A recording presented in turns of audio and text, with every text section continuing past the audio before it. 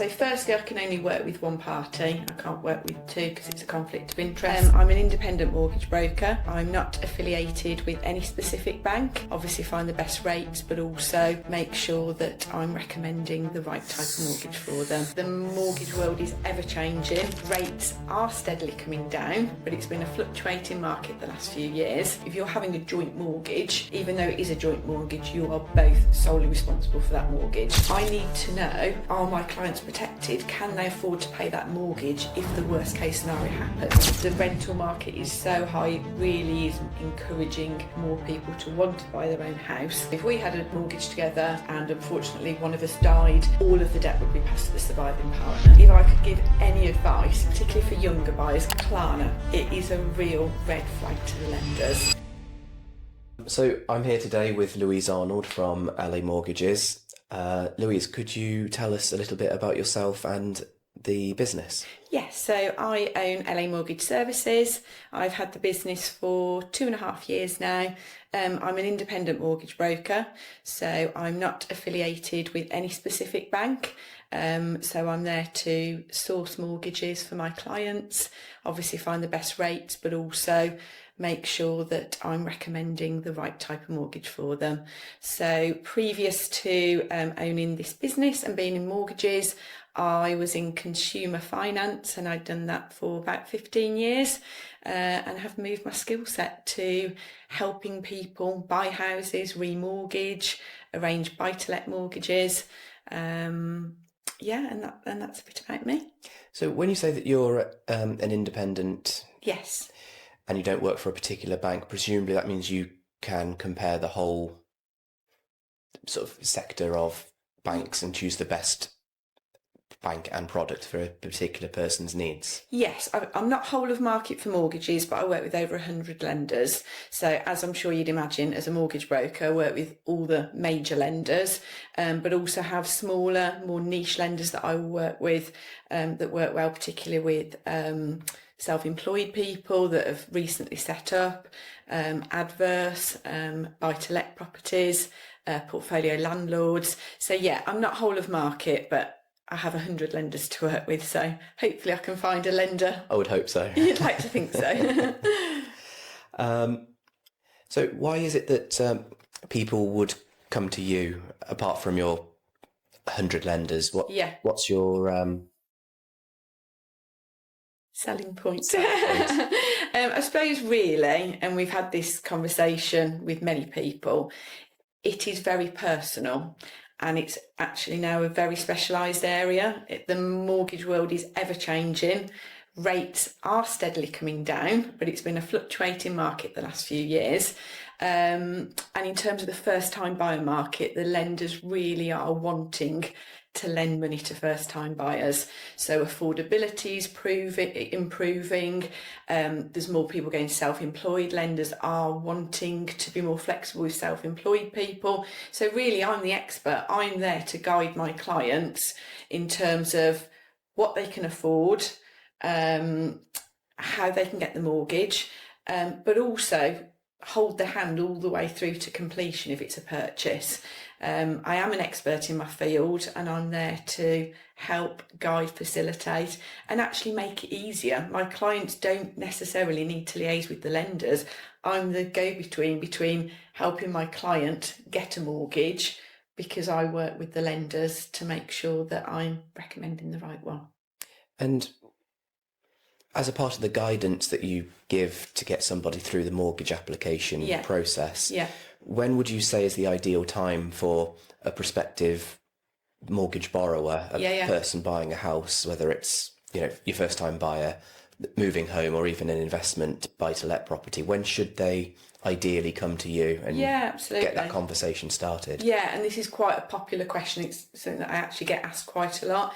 So if we break it down into purchase and remortgage, the easy one, obviously remortgage because they've already got a mortgage, but definitely with the ever-changing world of mortgages, 6 months before their current deal is due to finish, because we can start exploring, should they stay with their lender that they're with now because they're offering the best rate and that's really easy, or actually can they save some money by moving to another lender? So definitely within that 6-month window, and absolutely don't leave it until 2 weeks before you're due to remortgage, because it's too tight then if I can save them some money. In terms of purchases, before you even find a house, because particularly for first time buyers, they don't know generally what they can afford, and also how much is their deposit, how will that affect their borrowing in terms of the percentage of the property that they want to buy, and also who can I place them with. It's something as simple as, obviously, credit file. Not everybody knows what's on their credit file. So before, right at the start of the journey, when they're thinking of buying a house, they've got a deposit together, or they know where the deposit's coming from. The affordability is obviously the first bit, how much can they borrow? But then it goes into what lender could I place them with? Because if they want to go with a main lender that's offering great rates, their credit file needs to look really good. So are they on the electoral roll? Is everything on the credit file correct? I've had situations where there's been a fraud against their credit file, all sorts. So people need to see their credit file to know where they fall in terms of their score. And finances, how are they managing their finances? How are their spending habits?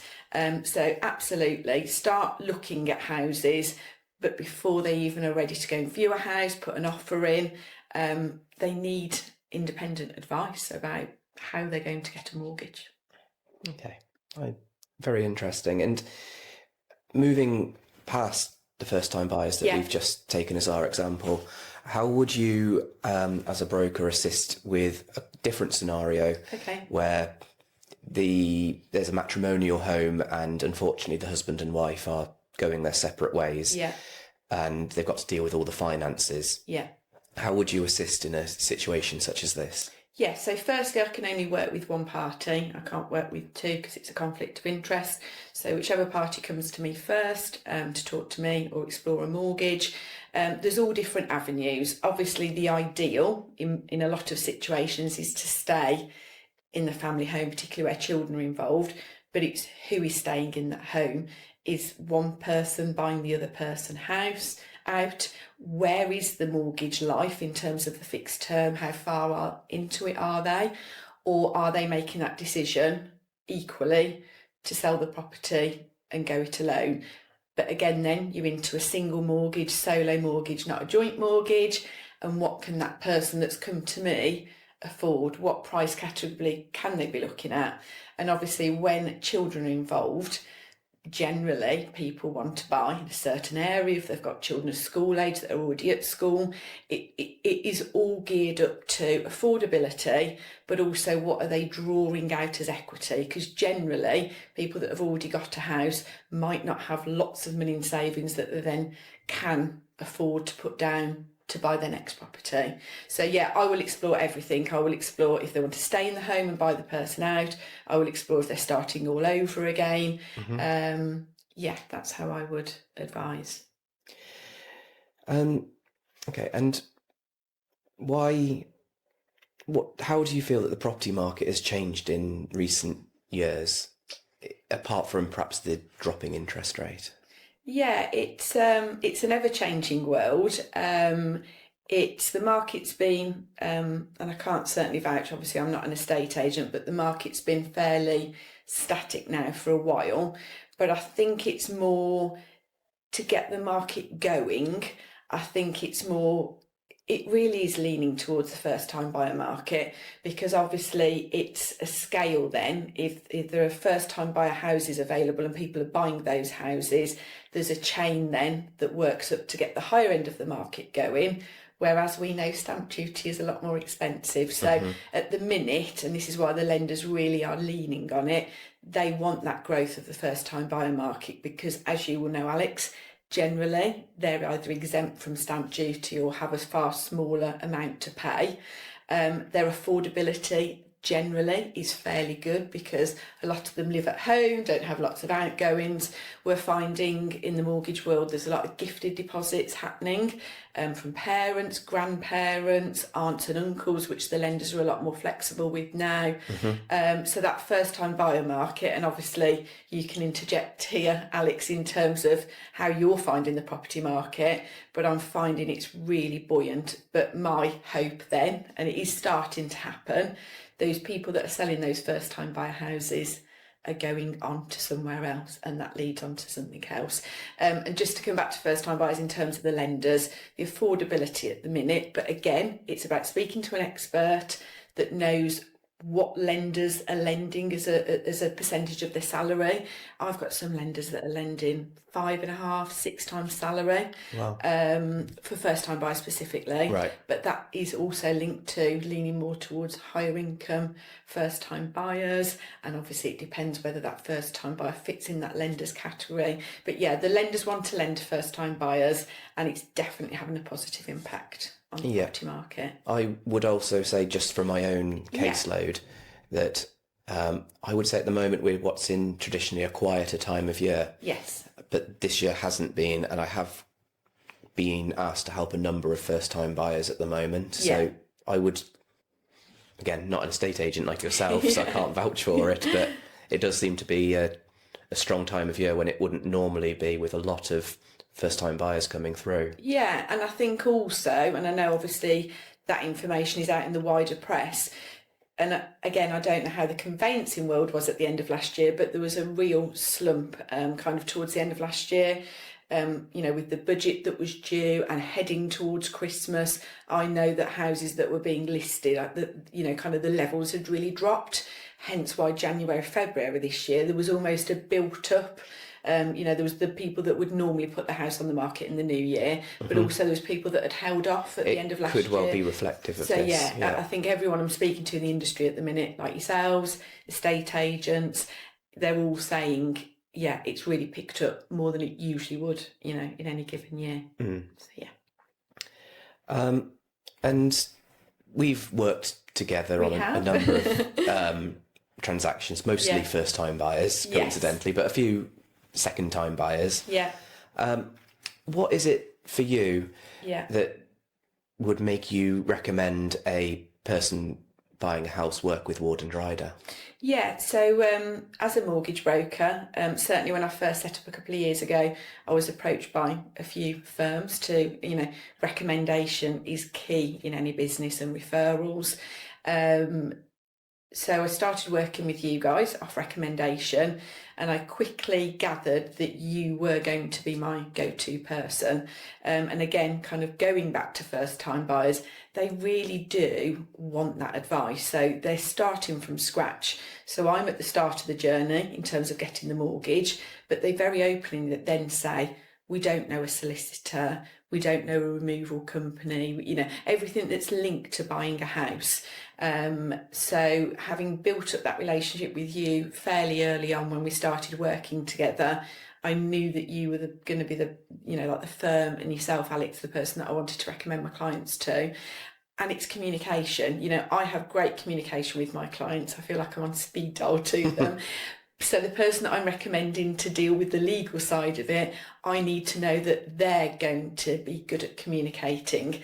And you are, Alex, you're on the phone, you're on email. I haven't yet had a customer come to me and say, I can't get hold of Ward and Ryder. And I know it's not Touch wood. I know it's not just yourself, and obviously you've got the ladies that work with you.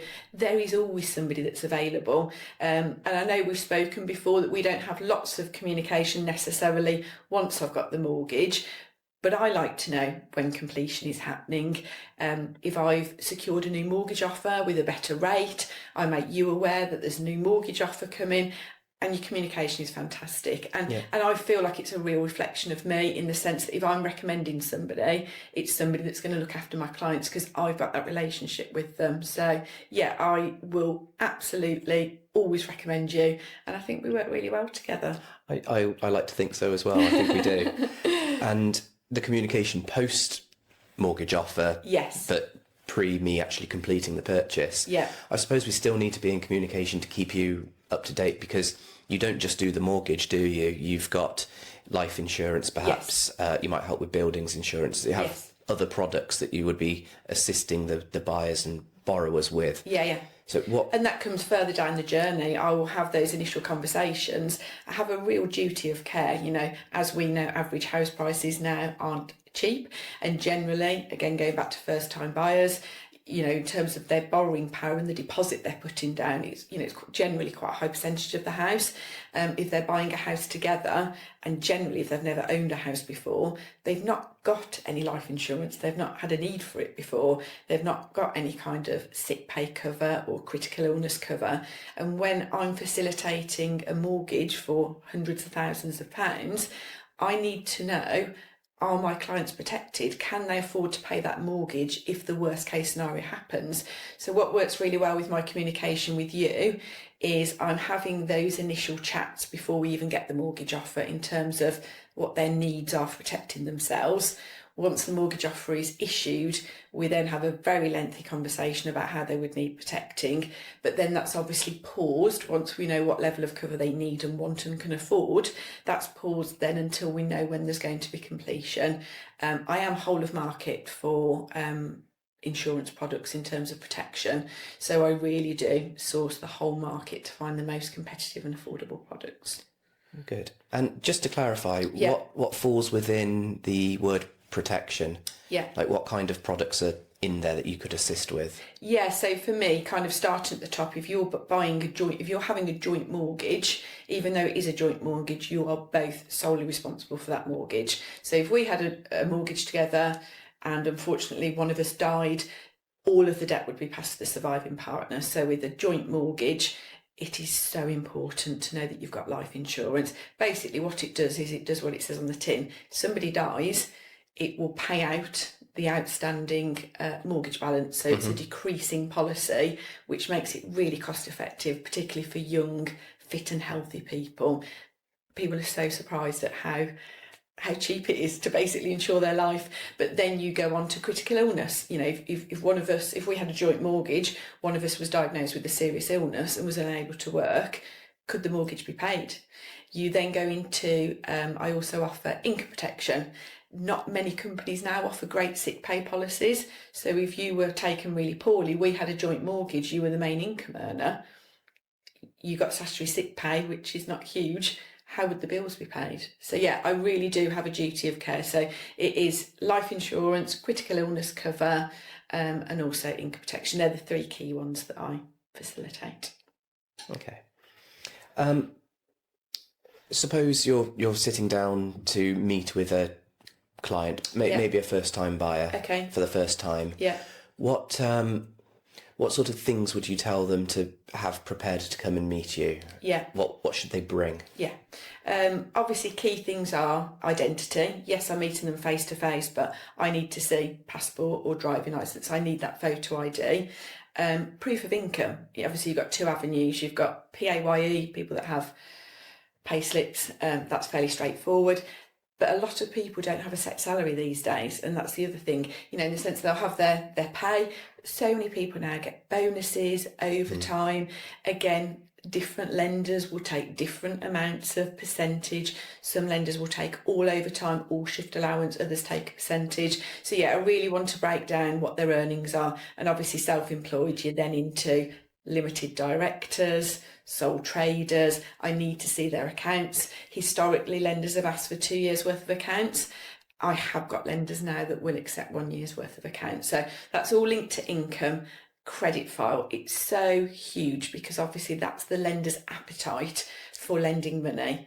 Are you paying your bills on time? How much credit have you got available? And are you using all of it or just some of it?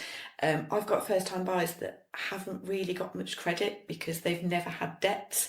So again, it really is building a picture about how the lender will view that customer. And I suppose really just while we're talking about it, a couple of red flags, you know, kind of what I look out for when a client first comes to see me. Mainly to start with on the credit file. If I could give any advice, particularly for younger buyers, because that's generally who seem to like that area, Klarna. It is a real red flag to the lenders. that buy now, pay later. Yeah. If somebody consistently has lots of Klarna accounts, it can really affect what lender would have an appetite to lend them money. And available credit, if people are using their overdraft consistently, going up to the limits on the credit cards, it really can narrow who will lend the clients money. Bank statements comes at a later stage. I do divulge bank statements in terms of spending habits and things like that. But that initial meeting is income, affordability, deposit. Deposits aren't like in the olden days where you saved necessarily and you had your deposit and then you bought the house.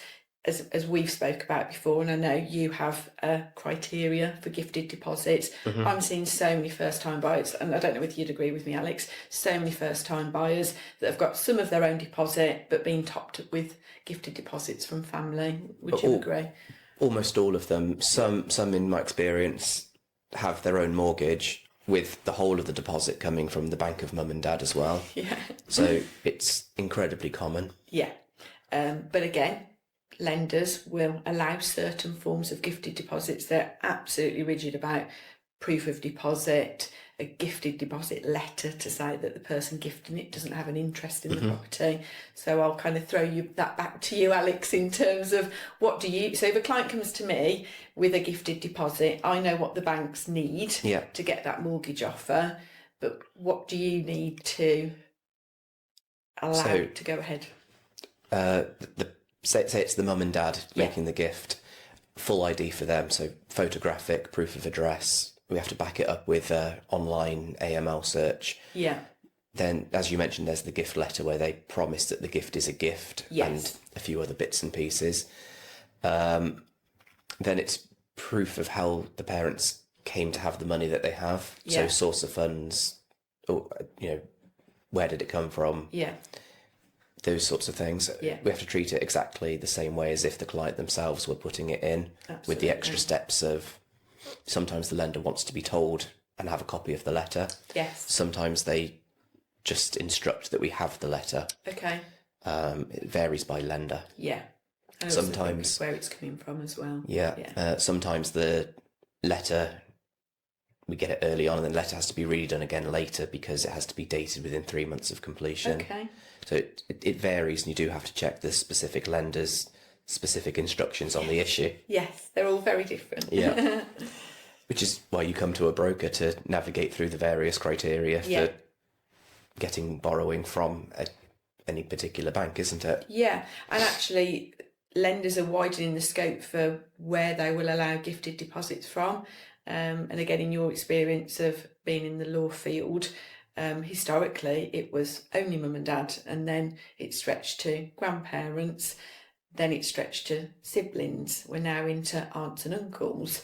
There are some lenders that will allow gifted deposits from friends, but they generally seem to be smaller lenders.